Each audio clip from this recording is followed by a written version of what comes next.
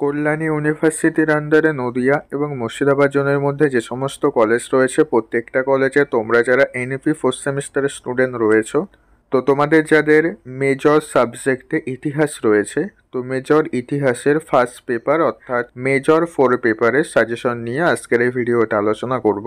তো পরীক্ষার আগে লাস্ট মিনিট আমি তোমাদের জন্য 5 এবং 10 নম্বরের কিছু গুরুত্বপূর্ণ প্রশ্নের সাজেশন তৈরি করেছি, যে প্রশ্নগুলি পড়ে গেলে তোমরা পরীক্ষাতে হুবহু প্রশ্ন কমন পেয়ে যাবে। তো কি কি প্রশ্ন রয়েছে তাহলে এবার তোমরা প্রত্যেকে সেগুলি স্ক্রিনের উপর দেখে নাও। তো দেখো, প্রথম প্রশ্ন রয়েছে, পাল রাজাদের অধীনে বাংলার সংস্কৃতির বিবর্তন ব্যাখ্যা করো। পরের প্রশ্ন, ঐতিহাসিক হিসেবে জিয়াউদ্দিন বরুণীর প্রধান গুরুত্ব নির্দেশ করো। পরের প্রশ্ন, ধর্মপাল ও দেবপালের নেতৃত্বে পাল বংশের ইতিহাস সম্বন্ধে লেখো। পরবর্তী প্রশ্ন, বাজার দর নিয়ন্ত্রণে আলাউদ্দিন খলজি কী ব্যবস্থা গ্রহণ করেছিলেন। পরের প্রশ্ন, আলাউদ্দিন খলজির অর্থনৈতিক নীতি পর্যালোচনা করো। পরবর্তী প্রশ্ন, ইলতুৎমিশ কিভাবে ভারতের সুলতানি শাসনকে সংহত করেছিলেন। পরবর্তী প্রশ্ন, ফিরোজ শাহ তুগলকের জনহিতকর নীতিগুলি সম্পর্কে আলোচনা করো।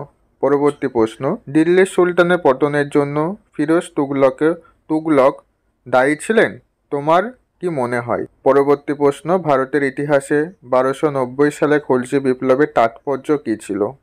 পরবর্তী প্রশ্ন, বিদেশি পর্যটকদের অনুসরণে বিজয়নগর রাজ্যের অর্থনৈতিক ও সামাজিক অবস্থা সম্পর্কে আলোচনা করো।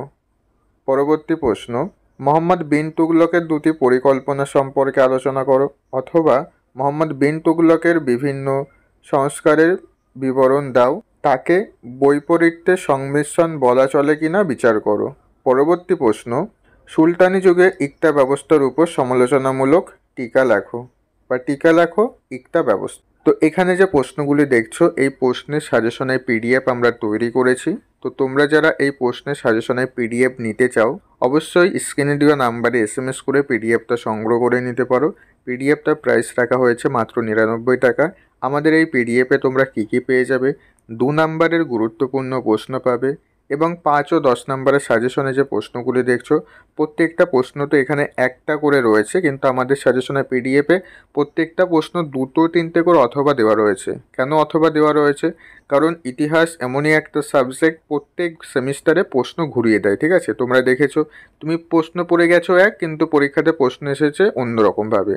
তো পরীক্ষাতে প্রশ্ন ঘুরিয়ে দেয়, এই কারণে আমরা প্রত্যেকটা প্রশ্ন আরও 2-3টে করে অথবা দিয়ে দিয়েছি, যে পরীক্ষাতে ওই প্রশ্নটা কীরকমভাবে ঘুরিয়ে দিতে পারে।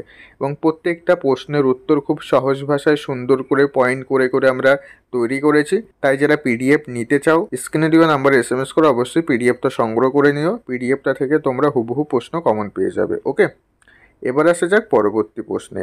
পরবর্তী প্রশ্ন রয়েছে, বিজয়নগর সাম্রাজ্যের প্রশাসনিক ব্যবস্থা সম্পর্কে আলোচনা করো। পরবর্তী প্রশ্ন, বিজয়নগর ও বাহমনি রাজ্যের সংঘর্ষের কারণ ব্যাখ্যা করো। পরবর্তী প্রশ্ন, সুলতানা রাজিয়ার কৃতিত্ব ব্যর্থতার কারণ মূল্যায়ন করো। পরবর্তী প্রশ্ন, শের শাহ শুধুমাত্র একজন উদ্ভাবক ছিলেন না, তার প্রকৃত উদ্দেশ্য ছিল সরকারি প্রশাসন যন্ত্রকে পুনর্জীবিত ও দক্ষ করে তোলা। তুমি কি এই বক্তব্যের সাথে একমত? পরবর্তী প্রশ্ন, ভক্তি কি? ত্রয়োদশ থেকে ষোড়শ শতক পর্যন্ত ভক্তি আন্দোলনের গতি প্রকৃতি ব্যাখ্যা করো, অথবা সুলতানি আমলে ভক্তি আন্দোলনের প্রধান বৈশিষ্ট্যগুলি আলোচনা করো। পরবর্তী প্রশ্ন, দিল্লির সুলতানা কি ধর্মশ্রয়ী রাষ্ট্র ছিল? পরের প্রশ্ন, সুলতানি যুগে স্থাপত্য, ভাস্কর্য, শিল্পকলার পরিচয় দাও। পরবর্তী প্রশ্ন, সুলতানি যুগে সুলতান ও অভিজাতদের মধ্যেকার সম্পর্ক সম্পর্কে একটি ছোট টিকা লেখো। পরবর্তী প্রশ্ন, সামাজিক ক্ষেত্রে সহিষ্ণুতা ও সমন্বয়ের প্রসারে সুফিদের অবদান ব্যাখ্যা করো। পরের প্রশ্ন, ঘানুয়া যুদ্ধের গুরুত্ব আলোচনা করো। পরবর্তী প্রশ্ন, শের শাহের রাজস্ব ব্যবস্থা সংক্ষেপে লেখো। পরবর্তী প্রশ্ন, সিকান্দার শাহ লোডির কৃতিত্ব মূল্যায়ন করো। পরবর্তী প্রশ্ন, তমুরলংয়ের ভারত আক্রমণের উদ্দেশ্য কী ছিল? তমুরলংয়ের আক্রমণের তাৎক্ষণিক ফলাফলগুলি কী ছিল? পরবর্তী প্রশ্ন, মুঘল সাম্রাজ্যের পুনঃপ্রতিষ্ঠায় হুমায়ুনের ভূমিকা আলোচনা করো। ভারতের মুঘল সাম্রাজ্যের প্রতিষ্ঠাতা হিসেবে বাবরের কৃতিত্ব মূল্যায়ন করো। পরবর্তী প্রশ্ন, আফগান ও রাজপুতদের বিরুদ্ধে বাবরের সাফল্য তুমি কিভাবে ব্যাখ্যা করবে? পরবর্তী প্রশ্ন, সুলতানি যুগে ভারতের অর্থনৈতিক অবস্থার সংক্ষিপ্ত বিবরণ দাও। পরবর্তী প্রশ্ন, ইলতুৎমিশ কিভাবে ভারতের সুলতানি শাসনকে সংহত করেছিলেন? পরবর্তী প্রশ্ন, তুর্কি আক্রমণের প্রাক্কালে উত্তর ও উত্তর পশ্চিম ভারতের সামাজিক, অর্থনৈতিক ও রাজনৈতিক অবস্থা বর্ণনা করো।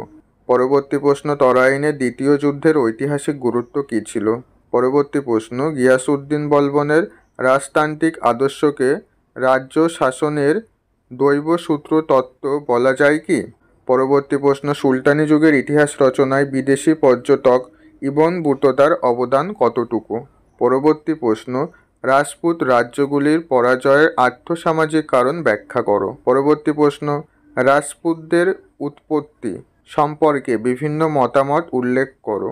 পরবর্তী প্রশ্ন, বাংলা সেন রাজাদের কৃতিত্ব পর্যালোচনা করো। তো এই ছিল তোমাদের লাস্ট মিনিট 5 এবং 10 নম্বরের গুরুত্বপূর্ণ প্রশ্নের সাজেশন। তো দেখো, এখানে তোমরা প্রশ্ন দেখে অনেকেই ভাবতে পারো যে দাদা তুমি অনেক প্রশ্ন দিয়েছো, বইয়ের সমস্ত প্রশ্নই তুলে দিয়েছো। তো দেখো, তোমাদের ইতিহাস এমনই একটা সাবজেক্ট, ইতিহাসে সবসময় প্রশ্ন বেশি পড়তে হয়, ইতিহাসের সিলেবাসটা সবসময় বড় হয়ে থাকে, ঠিক আছে? তো তুমি যদি বই পড়ো, বইতে 100-150টা প্রশ্ন রয়েছে, তো তার থেকেও কমিয়ে প্রচুর কম প্রশ্ন করে দেওয়া হয়েছে। তো এই প্রশ্নগুলি এবার পরীক্ষাটা আসার মতো ইম্পর্টেন্ট প্রশ্ন রয়েছে। তো পরীক্ষার এখনও অনেক দিন বাকি রয়েছে, তোমরা পরীক্ষার আগে আশা করবে এই প্রশ্নগুলি শেষ করে ফেলতে পারবে। দেখবে এর মধ্যে থেকে তোমাদের অধিকাংশ প্রশ্নই পড়া হয়ে গেছে।